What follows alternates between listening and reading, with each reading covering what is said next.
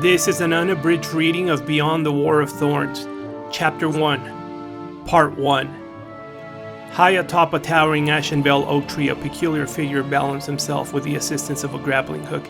His skin was green like the leaves around him, but other than that he seemed quite out of place in such a colorful, lush forest. He wore a long, bullet-hole-riddled red cloak, a tricorn with a single decorative feather, pouches packed with gunpowder, and his regalia was more commonly found on the high seas.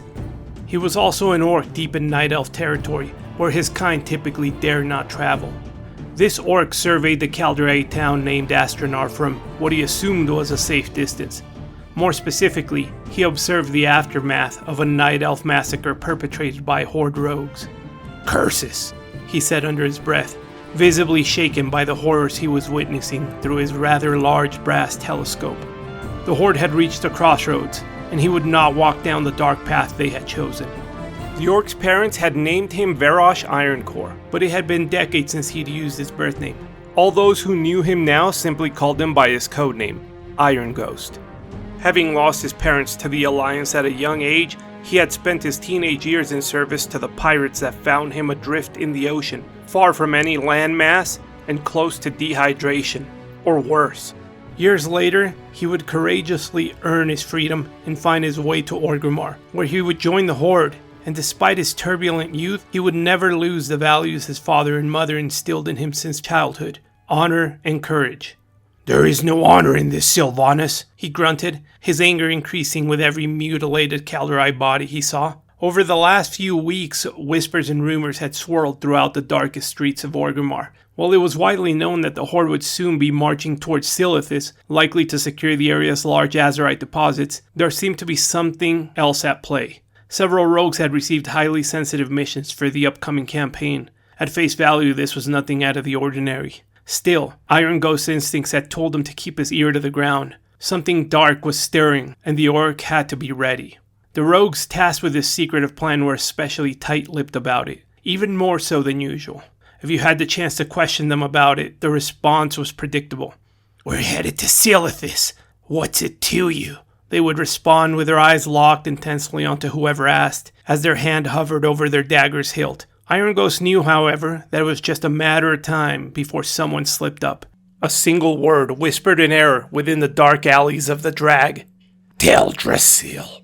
Could the Banshee Queen commit such a betrayal, even after the two factions had joined together to defeat the Burning Legion? And even after Azeroth now had a chance to see peace unlike ever before? Was Sylvanas capable of such evil? Iron Ghost did not have a good answer to any of these questions. The Banshee Queen was ruthless, but would only be so brazen if it was absolutely necessary. The orc had done his own investigating, and he found no evidence of Alliance aggression, save for the spies that frequented Orgrimmar's shadows. Business as usual. This was no reason to plunge the Horde into an all-out war, but today he was witnessing the start of Sylvanas' bloody campaign. The sounds of catapults and skirmishes could now be heard inching closer from the south, so Iron Ghost prepared to make his retreat. With a light whizzing sound emitted by the grappling hook, he lowered himself to the forest floor. He then retracted the device into his sleeve, but before the orc could stash his telescope into its pouch, he caught a fleeting glimpse of a figure reflected on the object's metallic surface. The orc scarcely had time to duck and roll before a giant nightsaber nearly decapitated him. This was no regular large cat though. The moon-shaped figures on its shoulders, the vibrant trinkets hanging from its collar, and the light pieces of armor scattered across the beast's dark purple figure made it clear this was a Night Elf druid, and the intense murderous look in its eyes made its intent very clear. The two stood still for a moment, eyeing each other over, when suddenly Iron Ghost spoke a single word. "Rone." In Darnassian, the Night Elf's native tongue, Rone meant peaceful. Under other circumstances, most Calderae would laugh at such a clumsily blurted out expression, but at this moment, as the Night Elf's lands were being invaded, such a phrase only served to infuriate the druid. The Nightsaber lunged at the orc once again with inhuman speed. With not a millisecond to spare, Iron Ghost managed to draw one of his swords, a large cutlass, whose blade would be more appropriate for a two-handed sword, and block what would have been a brutal slash to his neck. Almost immediately, the druid slashed with his other claw, striking Iron Ghost on the shoulder. The impact launched the orc a few yards back and ripped his left spalder clean off of his body. "Rone! Rone!" shouted Iron Ghost in a desperate attempt to avoid bloodshed, but the druid would not relent and continued to attack with tooth and claw. The orc blocked and dodged all he could until he saw an opening. Parrying one of the druid's attacks, Iron Ghost managed to destabilize the night elf for a second, and with his left fist he drilled a punch into the attacker's lower back, striking its kidney. The druid rolled away, momentarily stunned from the painful blow, but quickly recovered as it turned to face Iron Ghost once more. The orc stretched out his blade with his right hand as a deterrent from further attacks, and the two circled each other for a few seconds. With the night elf's attention drawn to the blade, Iron Ghost subtly slipped his left hand into one of the pouches hanging from the back section of his belt. The druid suddenly stopped, and a small green flicker seemed to flash within its eyes. "What's this?" thought Iron Ghost as he felt something coiling around his feet and legs. The orc looked down for a moment to see several vines wrapping themselves around his lower body, locking him in place. He then looked up, remembering where the real threat stood, only to find the druid mid-air as it closed in for the kill. With not a moment to spare, Iron Ghost flung a handful of powdery substance into the night elf's face. On impact, the powder expanded into a small cloud of highly irritable dust, which infiltrated the druid's eyes, nostrils, and mouth. With the beast temporarily blind, Iron Ghost began cutting and ripping through the vines that were holding him in place. Once free, he extended his arm and launched his grappling hook several yards away where it latched onto a tree. The orc was rapidly pulled far from the incapacitated druid, and using the gain momentum, the rogue pushed himself off of the tree and flew for a few extra yards. He landed with a roll and quickly switched to a sprint. "That should create some good distance between me and the cat," Iron Ghost thought as he headed west into the Stone Talon Mountains. Before he could leave the Ashenvale Forest, though, he heard a powerful growl, not far in the distance, but rather a few yards back. "Blasted cat! Already recovered!" exclaimed the orc as he looked back over his shoulders to see a druid leaping from tree to tree, closing distance with a grace and swiftness only a feral beast could achieve. "I have no choice," he thought. "I have to fight!" Drawing his second cutlass, Iron Ghost turned to face his attacker and crossed his blades in front of him, ready to kill or be killed. The feral druid stopped a few paces away from the orc, and the two locked eyes as their battle to the death now seemed inevitable. "There! It be one of them!" Shouts suddenly rang from just south of Iron Ghost and the druid. Distracted by their fight, neither the orc nor the night elf had realized how far the horde troops had traveled towards them. The red-clad army was now only a stone's throw away from the pair, and before Iron Ghost or the druid could react, a giant flaming boulder, launched by a catapult, was already barreling down on their position. The feral druid spun its head towards the horde troops as soon as it heard the shout, but had no time to react as the fiery mass struck the ground just a couple of yards from where it was standing, and then all went dark.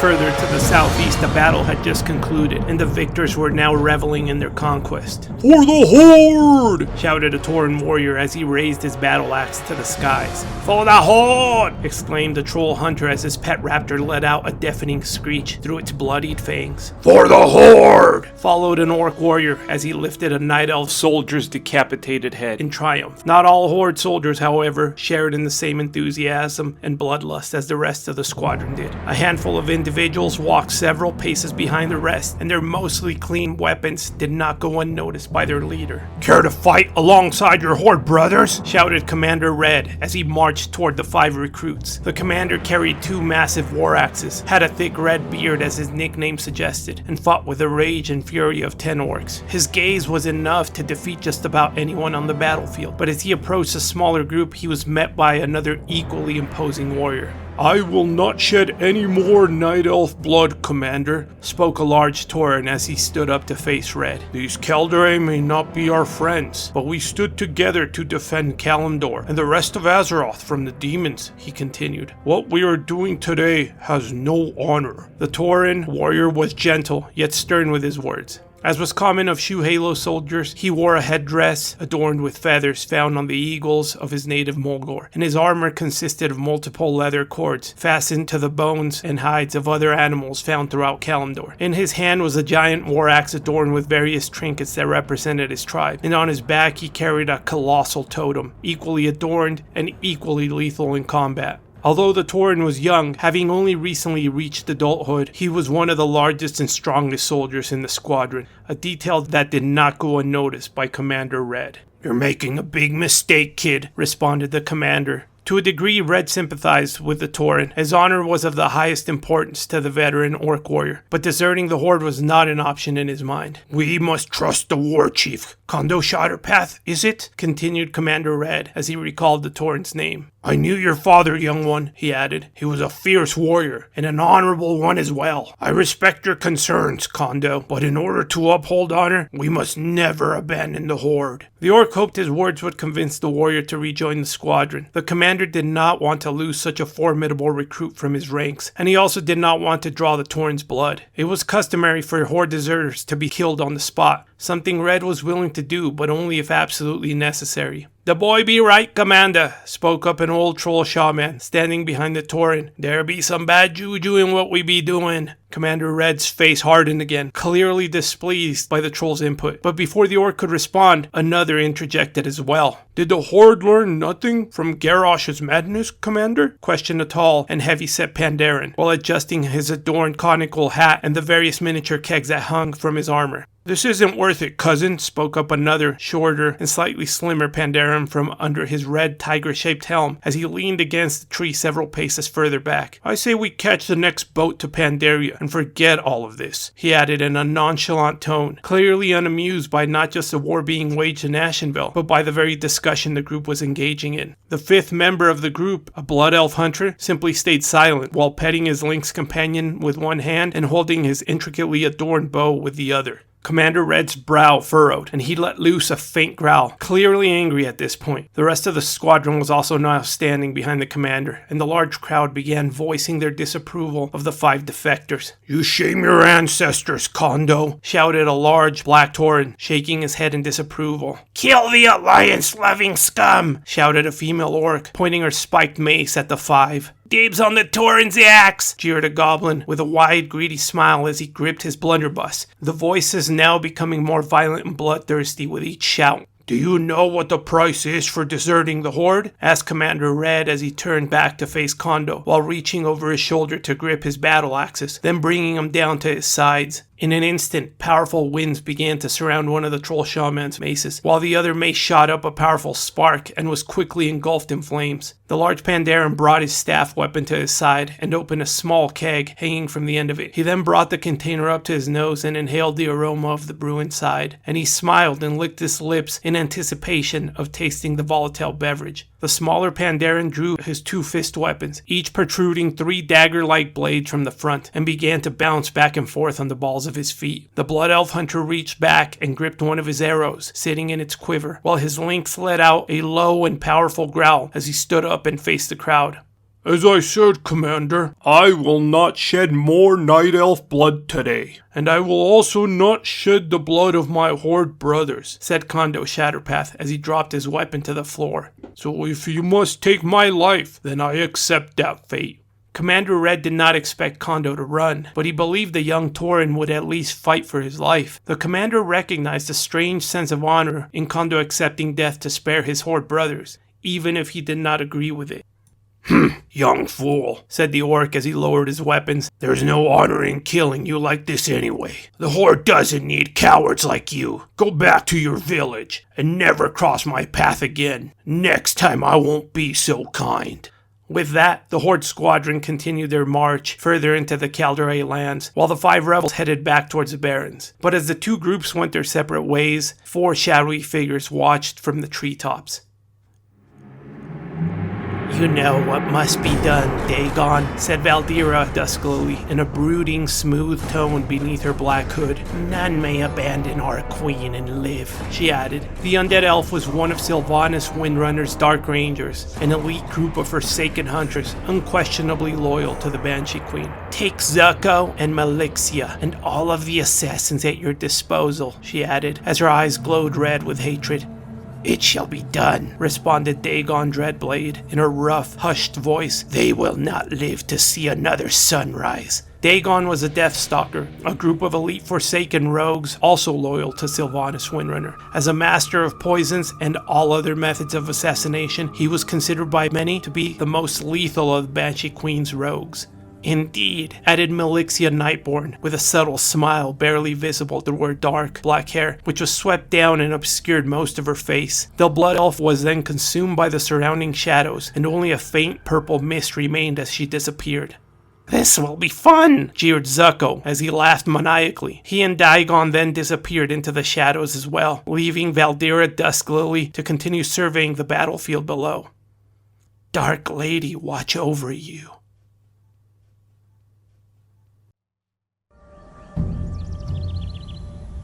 This is an unabridged reading of Beyond the War of Thorns, Chapter 1, Part 2. Back on the forest floor, the 5 rebels had now reached the makeshift stable, which housed the squadron's various mounts and war beasts. The troll stable master and the orc grunt watching over the stable did not offer much resistance, as the large Pandaren monk fed them an intriguing story and gifted them a suitable reward for their cooperation. "Greetings, fellow courageous champions of the Horde," he said to the guards. "My name is Lao Yodapan. My companions and I are on a mission of the utmost importance, assigned to us by Commander Red. We have pivotal battle plans that we are to deliver to High Overlord Saurfang himself, and time is of the essence. For your speedy assistance, I am commissioned to gift you a keg of the finest Storm Stout brew, shipped directly from the Valley of the Four Winds." With that, the rebels were quickly and enthusiastically escorted to their mounts. Their journey back to the Barrens could now commence. "I be admiring the way you stood up to the commander, Kondo," said the troll shaman with a nod of approval. "But I fear you will soon find that pacifism ain't always an option in times like these. You might be too young to remember, but the Horde has gone down this road before. When Garrosh was war chief, I too didn't want to fight me brothers. But if we hadn't fought, then the Horde we love would have been lost forever, man." "I was young, but my father did tell me about the tyranny of Garrosh Hellscream," responded Kondo, pensively looking into the distance. "He lost his life fighting the Legion, and I sorely miss his wisdom these days. Thank you for your words of advice, friend." "The name be Thanox," responded the troll, while placing his hand on Kondo's shoulder. "Us rebels will have to stick together in these coming days, so know that you can count on me, mon." "And you can count on Shin and me as well," added Lao, lifting one of his kegs in a form of salute. "If ever you need a place to rest in Pandaria, don't hesitate to ask." "Thank you, friends," responded Kondo as he brought his fist to his chest. "Ahem," interjected the Blood Elf Hunter. "I don't mean to interrupt this magnificent bonding session, but I suggest we make haste for the Barrens. I would not put it past the commander, or anyone else in the squadron for that matter, to change their mind on letting us go unscathed." "Wise words," added Tanox. "And what be your name, Sindore?" Sindore, or Children of the Blood, was the name the High Elves had given themselves after the undead Scourge had invaded their homelands, Kel'Thalas. Most outsiders, though, simply referred to them as Blood Elves. "If you must know, my name is Aladrir Sunwing," responded the Blood Elf in a hurried tone as he prepared to mount his red hawk strider. Suddenly, Aladrir's lynx let out a low, rumbling growl as it scanned the treetops with an intense gaze. "What is it, Lorius?" asked the Blood Elf of his feline companion. "What do you see?" Lorius's eyes simply stayed locked on the branches above as the hairs on its back stood up. "Don't be frightened, old friend," said Aladrir as he calmed the lynx and urged it to follow him. "We'll soon be far from this squalor." And so the group made off for the Barrens. The day was young, but they knew they had a difficult ride ahead.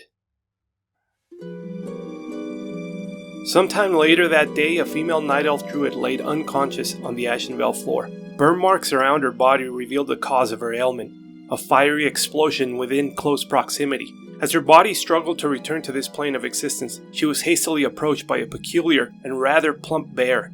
The Bruin had moon-shaped markings throughout its body, was decorated with trinkets and feathers, and its eyes glowed with an orange hue. "Wake up, little cat!" A voice was heard emanating from the bear as it licked the unconscious druid's face vigorously. "You have to live, Draydara! We need you!" It continued for several minutes until the fallen Night Elf suddenly opened her eyes and began coughing up smoke and residue. I'm awake! Exclaimed the druid as she wiped a significant amount of bear slobber from her face. Her name was Draydara Wildhunt, but Little Cat is what she was most commonly called, especially by her close friends. What happened? Asked Draydara as she stood up, grimacing from the burns and injuries scattered throughout her body. "We lost Astronar," said the bear as it hung its head, and a tear slipped from one of its eyes, rolling down the bear's furry cheek and falling to the ground below. "I thought we had lost you too," continued the bear, before a green and orange mist engulfed its body, then disappeared and revealed another female night elf druid. "The Horde will pay for this, little Midrian," said Draydara as she gritted her teeth, and then a gust of memory swept through her mind. "That orc. We were fighting when... Did he carry me to safety?" She pondered as she realized how far from Astronar and from the Horde army she was. "Disgusting," she thought, as she imagined the orc carrying her unconscious body, even if it was to a safe location. "That green skin should have left me to die," she thought for a second. The idea of an orc granting her clemency was not something she was ready for at the moment. "Is everything alright, little cat?" asked Midrian, as her teary blue glowing eyes searched Draydara's furious gaze.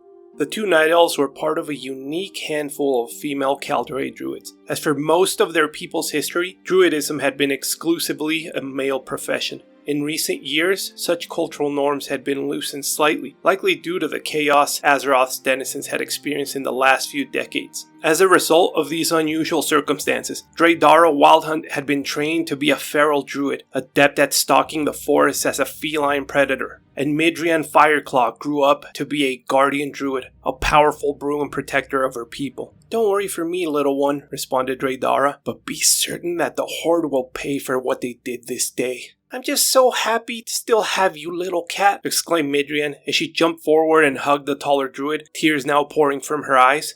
There, little Midrian," chuckled Draydara, as her scowl turned into a faint smile, and she gently patted the shorter elf on her dark, leaf-covered hair. "A loon will see us through this," added Draydara, "but right now, we need to be strong, little one. We must stop these Horde monsters from going any further into our lands. Quickly, let's rejoin our brothers and sisters." Draydara and Midrian then transformed into a giant Nightsaber and a rotund yet surprisingly agile dark blue and purple bear, respectively, and the two swiftly disappeared into the lush forests. 2 hours north of the crossroads, the largest Horde town in the Barrens, the 5 rebels continued their journey. They had been riding all day with little rest in the hopes of reaching their destination before nightfall, but it was clear that this would not be possible as the sun was minutes away from disappearing into the horizon. Riding in the front was Kondo Shatterpath, atop his immense black armored Kodo. To his right was the troll shaman named Tenox on his emerald raptor. The beast clearly parched as it kept its mouth open in order to find some relief. On the left rode Lao Yodapan on his exceedingly large and exceedingly tired purple dragon turtle. The turtle seemed even more exhausted than the other mounts, likely because Shin Yodapan was also a passenger on its shell, sitting back to back with Lao, facing the rear. Behind them all rode Aladrir Sunwing on his red hawk strider, which seemed to be the least weary from the trip. Aladrir's pet Lynx, however, was keeping pace with the group and was showing signs of severe exhaustion. As the sun completely disappeared and the grasslands of the Barrens were covered in darkness, the 5 rebels came to a halt in order to discuss the best course of action. "It might be wise for us to create a fire and camp for the night," suggested Kondo. "There are many threats which come alive at night in these plains, and our beasts are exhausted from the ride." The Tauren was right, as being stranded in the Barrens at night was a good way to get killed. Half of the animals in these grasslands would be more than happy to make a meal out of any unfortunate traveler, while the other half could just as easily kill one by stepping on them. "No, it'd be best if we kept going," said Tenox, as he used one of his totems to materialize a small pool of water, which provided a much-needed drink to their parched animals. "The spirits be restless tonight, as if they be warning me of bad juju coming this way." "I agree with our troll companion," interjected Aladrir as he petted his lynx, while the large cat vigorously drank from the small pool. "Lorius has been restless the entire trip, as if... Wait, can you feel that?" The hunter was suddenly interrupted as the earth beneath the group began to tremble ferociously. "It's a stampede!" shouted Kondo as the trembling intensified and a large cloud of dust could be seen rising from the east. "There," he added, "to the tree!" The group followed the Tauren's lead as they frantically rode to a huge baobab tree.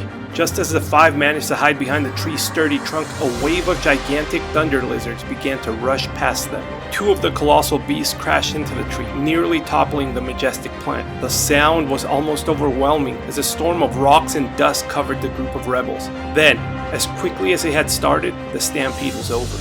Is everyone alright? Exclaimed Kondo, lifting his head up and attempting to peer through the cloud of dust that still surrounded them. Lorius and I are as well as can be, answered Aladrir as he dusted off his spalders. Me too, Mon, added Tenox, while clearing dust from his eyes. Shin and I survived, said Lao as the two Pandaren climbed down from the baobab tree. What is that smell? Interjected Shin as he pinched his nose. Is that lizard already decayed? Asked the Pandaren as he pointed to one of the dead thunder lizards that had shattered its body against the giant tree. No, responded Aladrir. The beast just now perished. That foul smell is coming from something else. Something that's been dead for far longer. Maybe an old Kodo found its final resting place nearby, pondered Kondo. Maybe, answered the Sindore as he warily scanned the surrounding area. Either way, we best be going, stated Tenox as he dusted off his raptor, the beast screeching anxiously. I'm not liking any of this, Mon. The five all agreed and quickly returned to the Gold Road, the path they hoped would lead them to safety. There would be no more rest stops for the group, as the partially lit moon provided the necessary visibility, and the lingering aura of danger provided the motivation. Later that night, a pair of Tauren approached the inn located at the center of the crossroads. All was quiet in the dimly lit town, and a heavy mist was setting in as the two led a pack Kodo carrying several barrels, bags, and boxes. Well met, greeted the innkeeper, another Tauren carrying a broom and a lit candlestick. You're in luck. We only have a handful of beds available. It has been a rather busy night. Thank you, friend, answered the large elderly Tauren. But my granddaughter and I would prefer to sleep outside with our Kodo and our supplies. We simply need a plot to set up our tent, and we'll be in your debt. Very well, answered the innkeeper. Follow me to the back of the inn. When the innkeeper was done attending to the two Tauren travelers, he returned to his post at the entrance of the inn, just as the five rebels arrived exhausted from their long ride. Greetings, said the innkeeper in a welcoming tone. I see there are 5 of you, and I just so happen to have 5 beds left.